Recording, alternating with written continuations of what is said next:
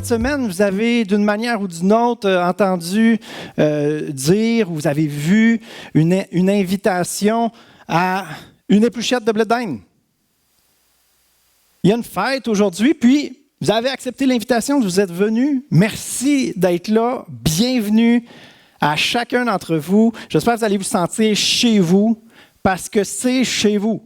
Parce qu'il y a un père, puis ici, ça sert de maison pour sa famille. Alors, chacun d'entre nous, peu importe qu'on arrive de la Colombie, peu importe ce qu'on a vécu cette semaine, peu importe notre arrière-plan, peu importe, on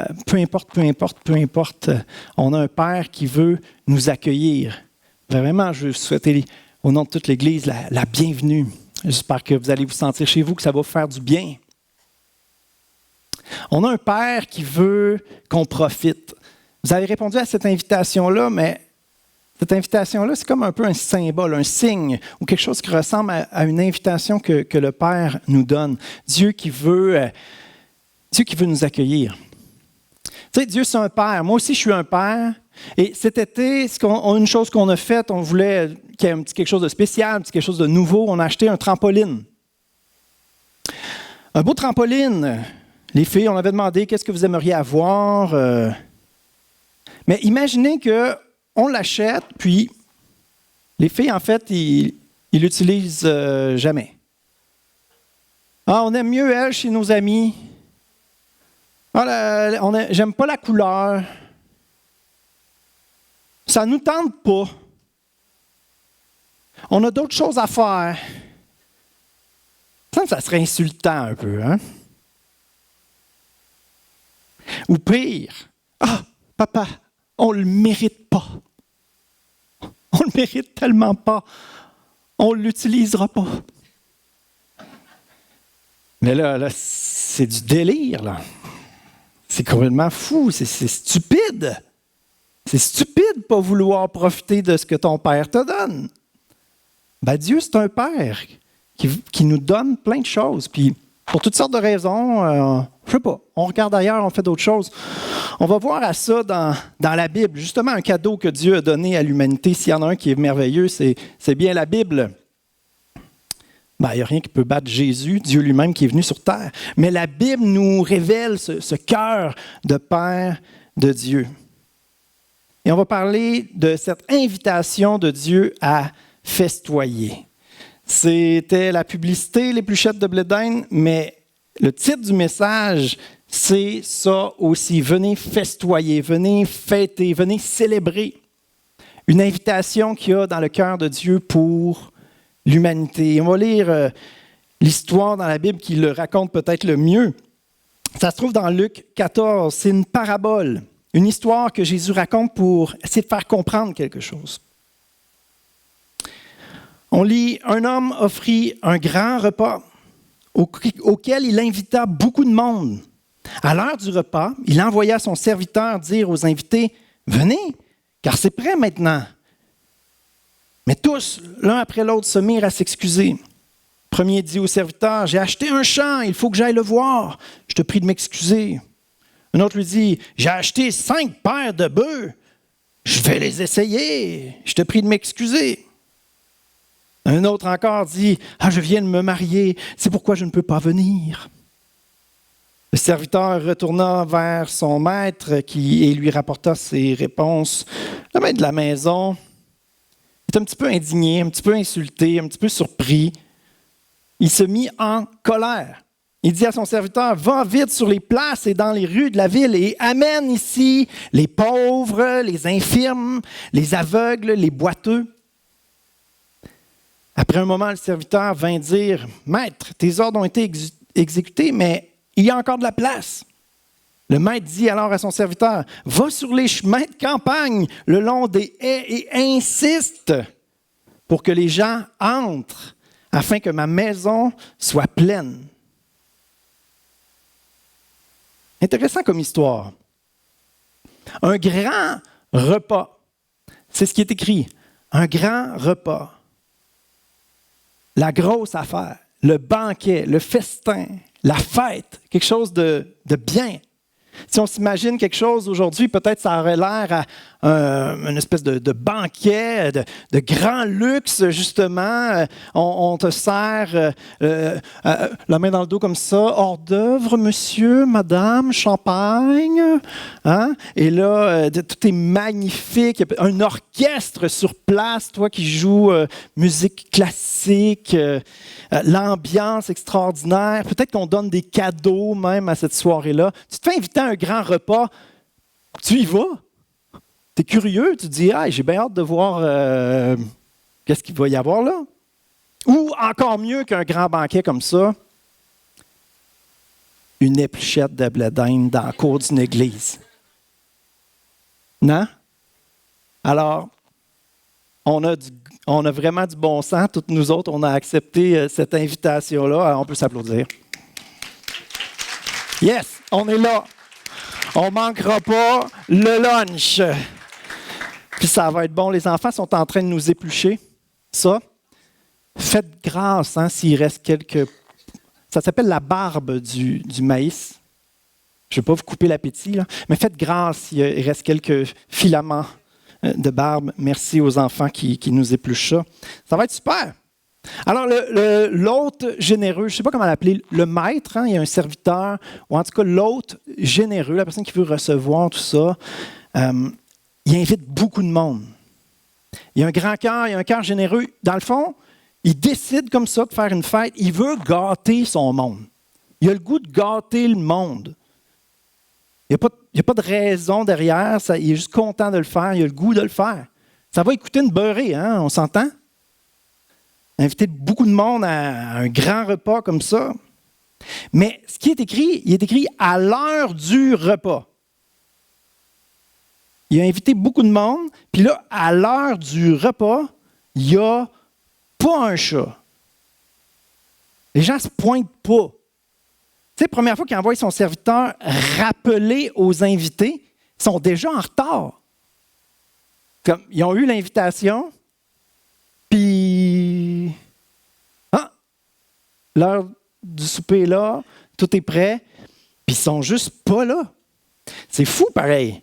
Normalement, tu reçois une invitation extraordinaire comme ça, tu donnes minimum la peine de répondre, d'aviser, merci pour l'invitation, je suis honoré, mais malheureusement, je ne pourrai pas être là. T'arrives, on ne peut pas être partout en même temps. T'avises. Mais non. Pour ça que je suis comme, c'est insultant quand même. Pour notre pauvre, non, il est loin d'être pauvre, notre hôte généreux, c'est insultant. Tout le monde a des excuses, des bonnes, des moins bonnes. Mais tout le monde a reçu une invitation. Quand tu reçois une invitation, tu l'as d'avance. Si c'est une priorité, c'est quelque chose d'important, tu t'organises pour être là. Et je pense au gars, il vient de se marier. Ben, amène ta femme. Tu vas passer une belle soirée. Avouez, moi, cette excuse-là, je trouve spéciale un peu. J'ai acheté 5 paires de bœufs, j'ai un nouveau champ. Ben oui, c'est super. Travailler, c'est bien, c'est important. Tu as de l'ambition, c'est super, mais profiter d'un super repas, tout préparé pour toi, ça ne te demandera pas beaucoup de travail, puis il faut bien profiter un peu. Mais non, trop occupé, trop préoccupé. Ils passent à côté de cette invitation-là, peut-être la plus haute invitation qu'ils vont avoir reçue de leur vie. Alors le maître, l'hôte généreux, il n'est pas content, il est en colère.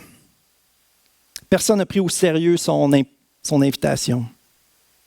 Moi, avouez, mettez-vous à sa place un petit peu là. Vous avez l'idée de faire ça, vous faites quelque chose en grand, vous invitez tout votre voisinage, tout est annoncé, ils savent tout qu'est-ce qu'il va y avoir, puis il n'y a personne qui se pointe. Je ne sais pas si on persévère autant que le maître. Je ne sais pas si on insiste ou on se dit « aïe, tant pis pour eux », tu sais. Avouez, moi c'est l'expression qui me passe par la tête. « Hey, tant pis pour eux. Bande d'ingrats. » Non. Je ne pousserai pas trop mon imagination, là. Mais c'est assez étonnant comment il persiste, il persévère à vouloir qu'il y ait du monde. Il faut que ma maison soit pleine.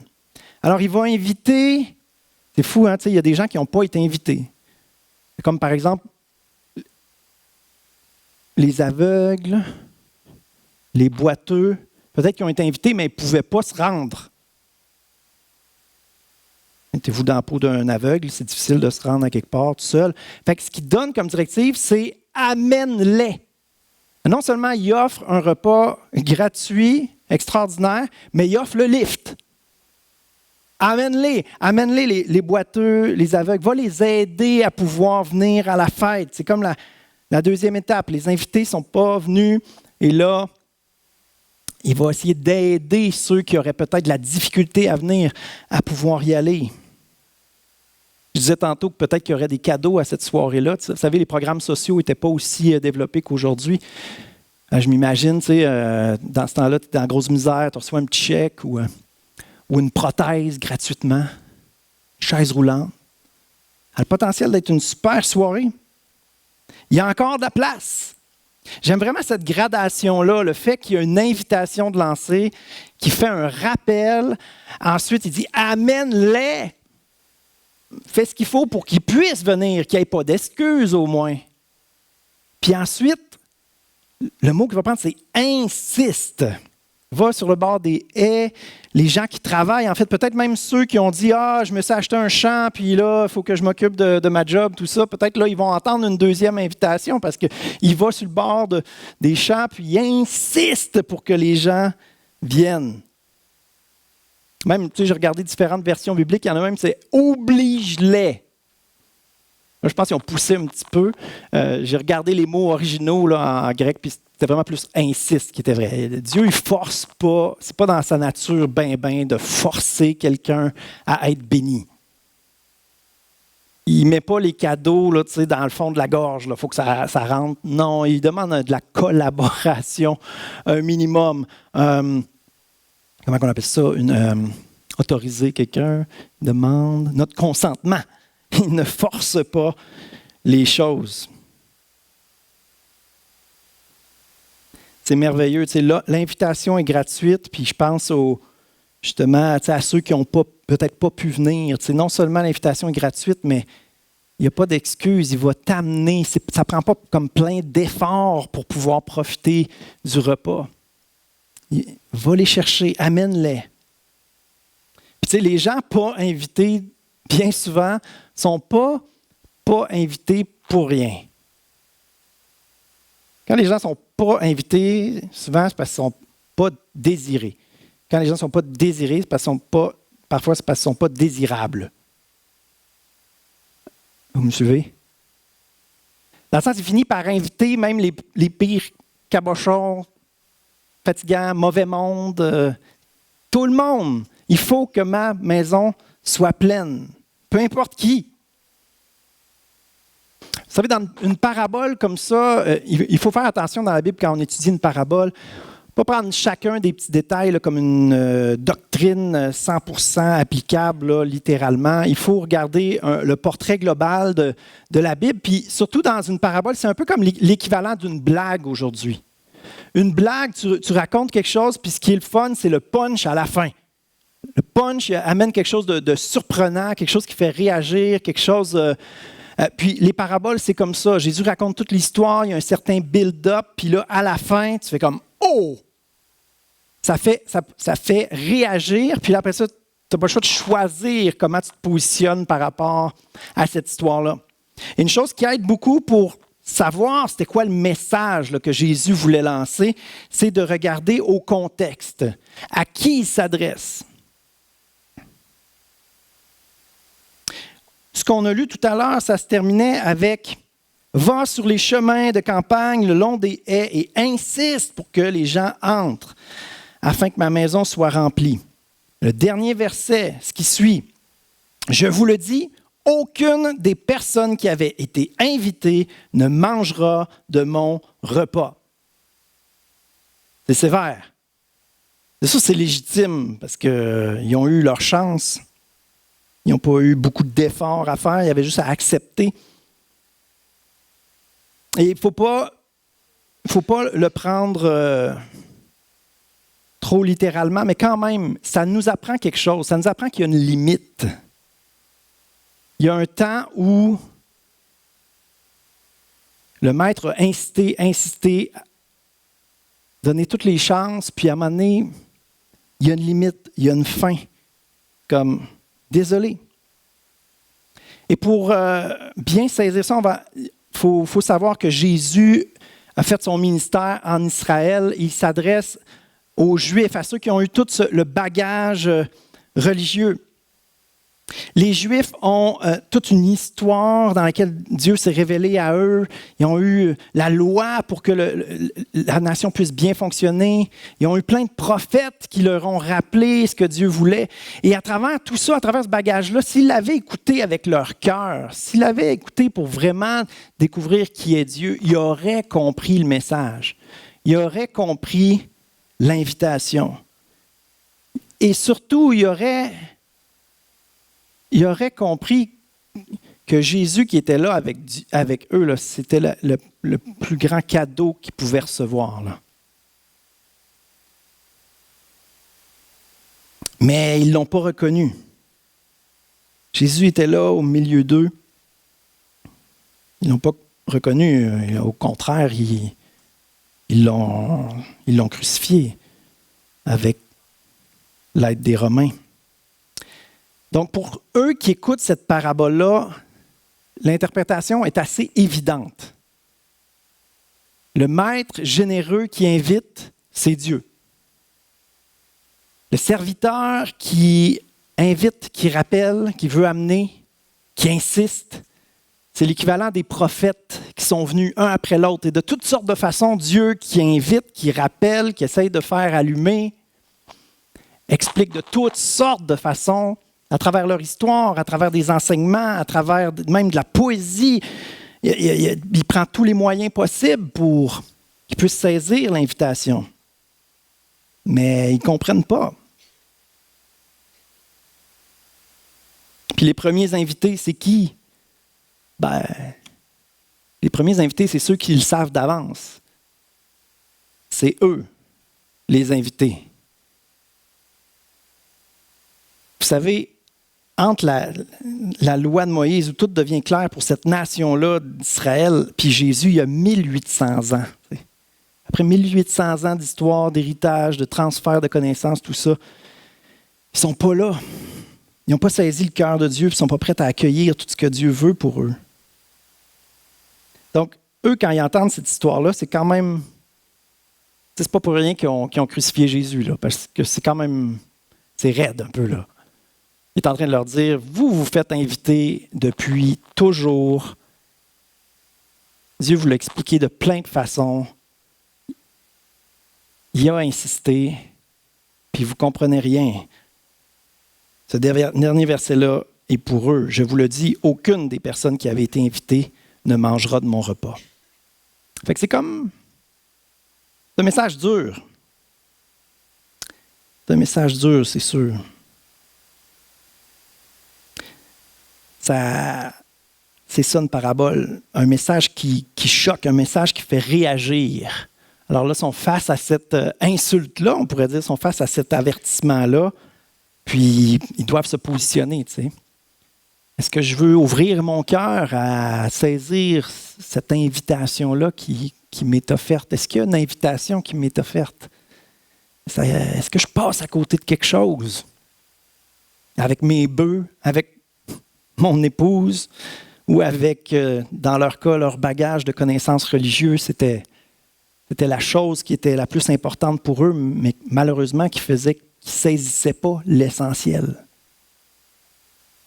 Leur attention était trop fixée sur des détails religieux tellement importants pour eux qu'ils avaient détourné de l'essentiel, puis passé à côté de ce que Dieu voulait, ce que Dieu était en train de faire.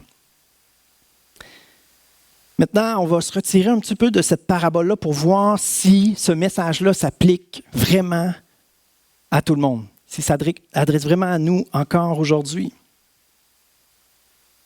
Une fois que Jésus est mort, ressuscité, il donne son esprit à l'Église, puis encore là, c'est ses disciples, c'est ses apôtres, puis c'est plein de chrétiens de plus en plus qui deviennent, en quelque sorte, ces serviteurs-là qui vont se promener partout pour inviter, rappeler, amener.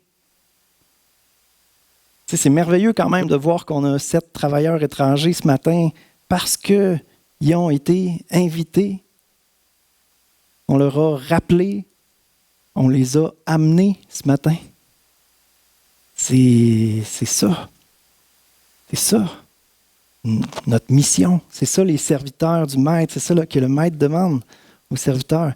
Dans Colossiens 1, 27. Donc ça, c'est dans les lettres justement écrites par la suite pour nous aider à comprendre tout ce que Jésus a accompli. On lit que Dieu a voulu faire connaître aux croyants ce projet de salut. Salut, ça vient du mot sauver. Ce projet si riche et si magnifique, élaboré en faveur, pas juste des Juifs, en faveur de tous les peuples. Et voici en quoi consiste ce projet. Le Christ est en vous. Vous avez l'assurance d'avoir part à la gloire de Dieu. Ça, c'est mon verset principal parce qu'on dirait que tout est dit là-dedans, tout est là. Et surtout, si on se rappelle, si on médite sur cette parabole-là, puis qu'on fait les liens là, avec de quoi il est question. Il est question d'un grand repas. Comment est-ce que c'est décrit ici? Décrit comme un projet de salut. Un salut, c'est victoire, c'est libération, c'est guérison. Un projet riche et magnifique. Un peu comme un grand repas, un bal qui a été élaboré, préparé.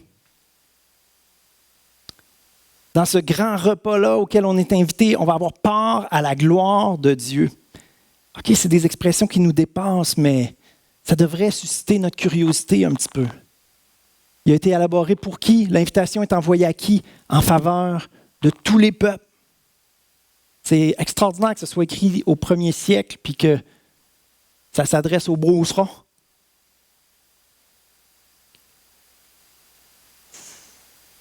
C'est merveilleux, c'est magnifique. Avoir part à la gloire de Dieu.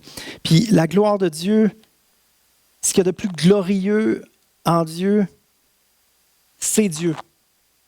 Il organise un banquet, un bal extraordinaire, mais ce qui est le plus glorieux, ce qui brille dans tout ça, c'est le fait que lui-même est présent. Et que tu peux expérimenter sa présence, tu peux le voir, tu peux le découvrir, tu peux apprendre à le connaître. Et c'est délicieux, c'est magnifique, c'est riche, c'est saisissant, c'est surprenant, il n'y a pas de mots. Vous avez peut-être remarqué, peut-être des fois, si vous ne connaissez pas trop les choses de Dieu, dans la louange, vous nous trouvez probablement un peu énervé, mais c'est parce qu'il y a de quoi s'énerver, il y a de quoi célébrer, il y a de quoi fêter. Plus on découvre Dieu, plus on l'admire, il est magnifique. On va passer l'éternité à découvrir à quel point c'est merveilleux, ça nous dépasse complètement. Le souper, il s'étire dans la parabole. Il est prêt, puis il n'y a personne, puis là, il y a des invitations qui continuent de se faire. On s'entend, ça a dû durer longtemps en bout de ligne. Bon. L'invitation s'est étirée. Puis c'est long, on dirait, un peu.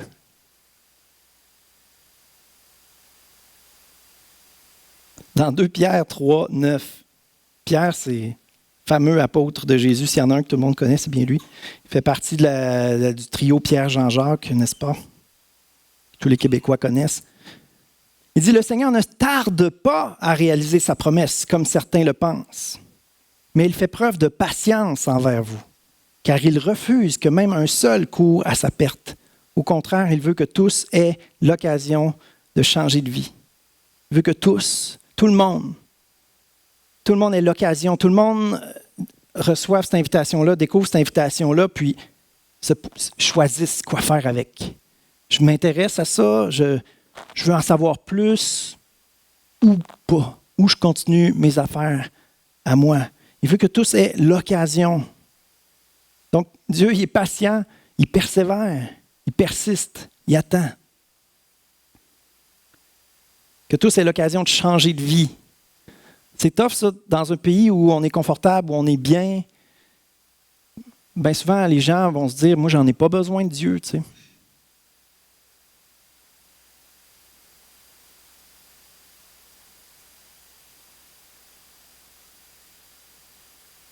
Ça demande une réflexion. Ça demande d'approfondir un petit peu. Peut-être la question à se poser, c'est est-ce qu'il y a des gens autour de moi? OK, moi, je ne suis pas conscient là, de savoir si j'ai besoin de Dieu, mais si je regarde le monde, si je regarde, est-ce qu'il y a des gens qui ont besoin d'un projet de salut élaboré? Il y a des gens qui ont besoin d'être sauvés, des gens qui ont besoin de redécouvrir de l'espoir? Je ne veux pas tomber dans le mélodrame, mais ces temps-ci, j'en reviens pas la quantité de suicides qu'on a en Beauce, là. Je ne sais pas si c'est plus qu'au Québec. Je n'écoute pas beaucoup les nouvelles. Je trouve qu'il n'y a rien de plus déprimant qu'écouter les nouvelles. Mais quand même, moi, je suis comme la mort, là, elle fait rage, là. On est déprimé, on ne sait pas pourquoi on existe, la vie ne fait aucun sens, on souffre, on est dans l'angoisse, puis à un moment donné, là, on n'en est plus capable, là. On en a assez, puis on veut que la souffrance s'arrête, on met fin à notre souffrance. C'est une vraie tempête, dirait mon ami Guy. C'est une épidémie, c'est incroyable. Mais c'est quoi l'espoir? Il est où l'espoir?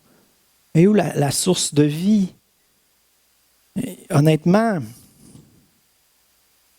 moi, pour mon cheminement, pour avoir été en dépression, puis que mon âme était morte, qu'il n'y avait plus de vie dans mon cerveau pratiquement,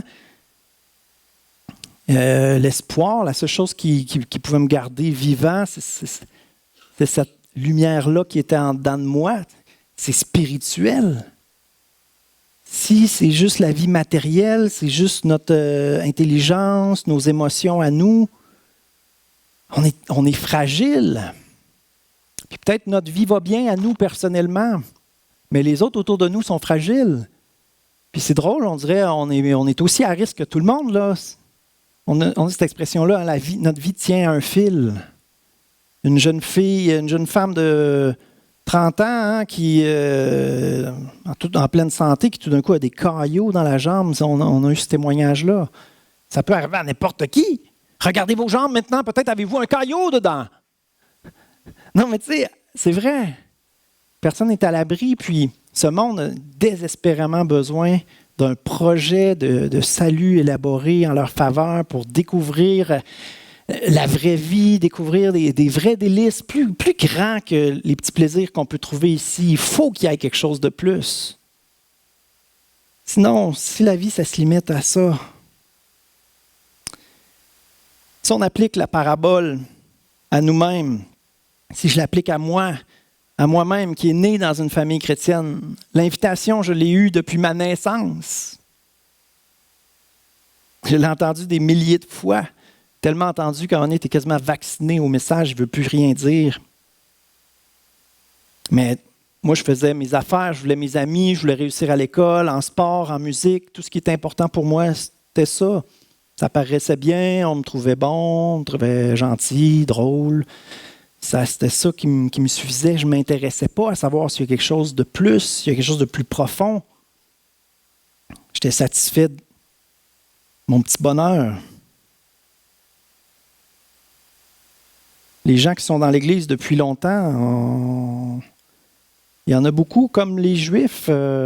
On a tous reçu le bagage, on a tout ce qu'il faut, mais c'est comme si, dans la parabole, c'est comme s'il y en a qui vont à la fête, mais en fait, ils restent dans le portique.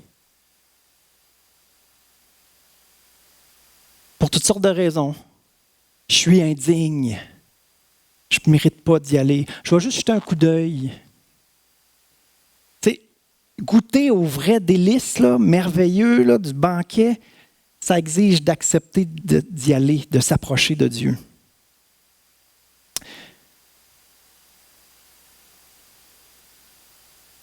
Une chose qui est remarquable, qui est important de souligner dans cette parabole-là, c'est qu'il n'est aucunement question de mérite.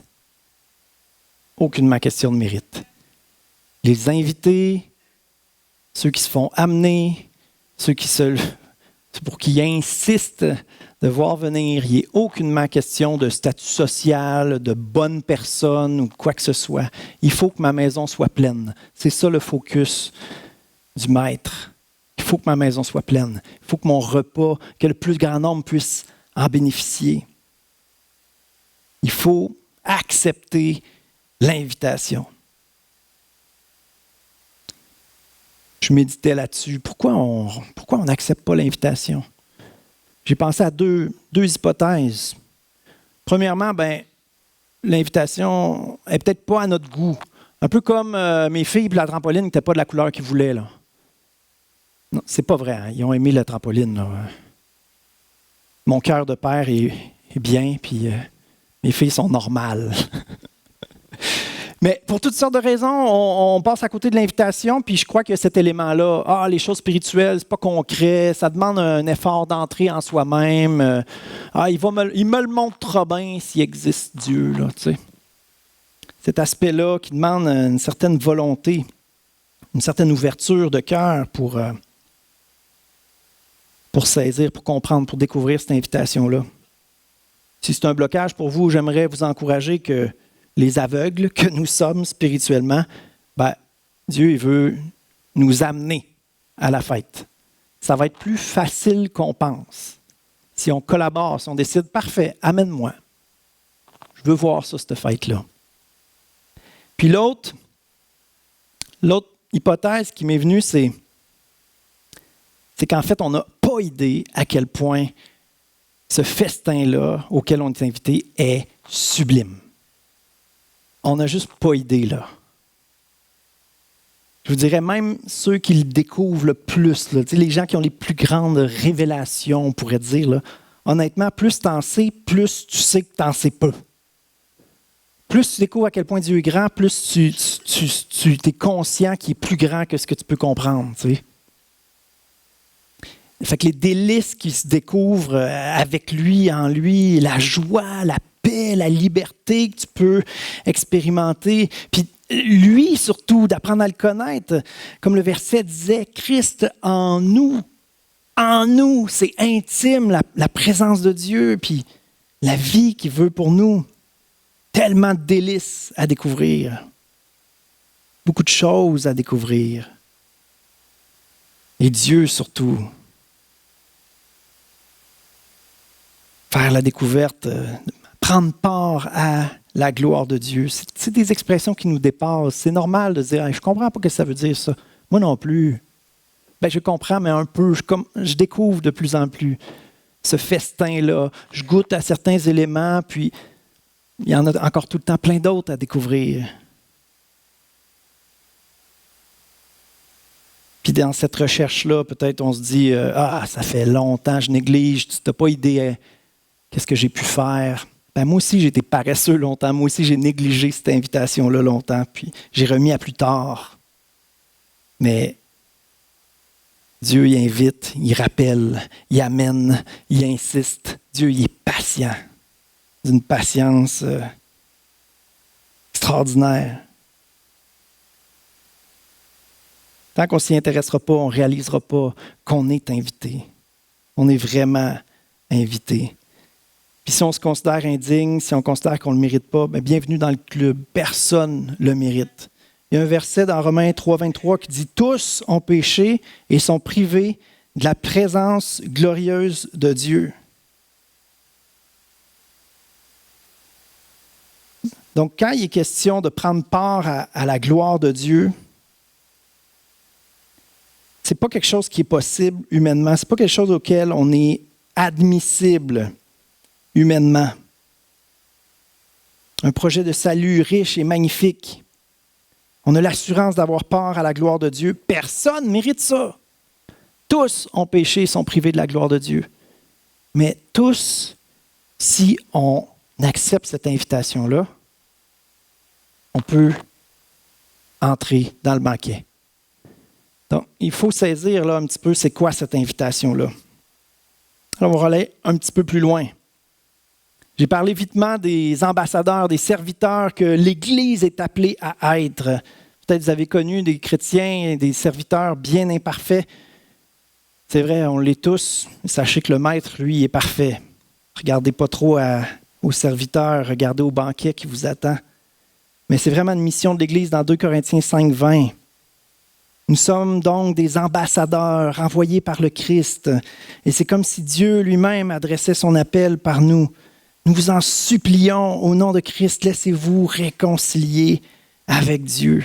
C'est un cri du cœur. On a goûté à ça, être réconcilié avec Dieu, découvrir d'où on vient, connaître notre Père, réaliser qu'on est des fils, des filles du roi, puis ça nous a donné vie, puis ça donne sens à toute notre vie. Et le verset 21, le verset suivant, il explique comment ça fonctionne. Laissez-vous réconcilier avec Dieu. Voici comment ça marche. Le Christ, Jésus, était sans péché, mais Dieu l'a chargé de notre péché afin que, unis à lui, nous soyons rendus justes devant Dieu. L'invitation, c'est de se présenter au pied de la croix, puis juste reconnaître, voir, accepter, comprendre que notre faute, notre indignité, Jésus l'a portée à la croix. Le problème est réglé. L'invitation, on est déclaré juste. On est déclaré juste. Donc l'invitation, on doit la recevoir, on doit l'accepter. Jésus a comme payé le prix pour qu'on soit digne, tellement encore humainement imparfait, mais aux yeux de Dieu, parfaitement digne de l'invitation, parfaitement admissible si on l'accepte, si on ouvre notre cœur pour comprendre, pas comme les religieux qui ont passé à côté, mais comme des êtres humains uniques, magnifiques, que le Créateur appelle personnellement. C'est comme ça qu'il faut le recevoir, chacun pour notre part. Peu importe notre bagage, peu importe où on en est dans la vie, c'est à nous d'accepter l'invitation. J'ai le courage d'y aller. Puis c'est magnifique parce que vous avez eu le courage de venir à l'église ce matin. Mais à l'église, la meilleure chose qu'on peut vous donner, ce n'est pas du blé d'Inde. La meilleure chose qu'on peut vous donner, c'est le meilleur des explications qu'on est capable de donner pour que vous puissiez saisir le trésor qu'on a saisi. Que vous puissiez vous aussi découvrir le banquet auquel on est invité. Une vie abondante, libre, riche, pleine de joie, de paix. Tous les vrais grands bonheurs qu'on ne peut pas expérimenter juste avec les solutions qu'on trouve dans le monde. On a besoin de quelque chose de plus profond. Alors j'aimerais juste nous conduire en prière. Puis qu'on puisse juste, en toute simplicité, dire à Dieu,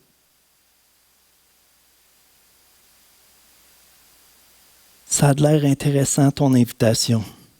Je veux m'y intéresser. Je veux pas être paresseux, je veux essayer de comprendre un petit peu plus. Je veux découvrir si c'est bien vrai que tu t'intéresses à moi, que tu puisses m'aimer, que tu puisses vouloir que j'entre dans le banquet, moi qui est tellement imparfait. Je veux m'intéresser à cette invitation-là à aller vers Jésus puis accepter que toutes mes fautes, tous mes péchés, il les a portés à la croix.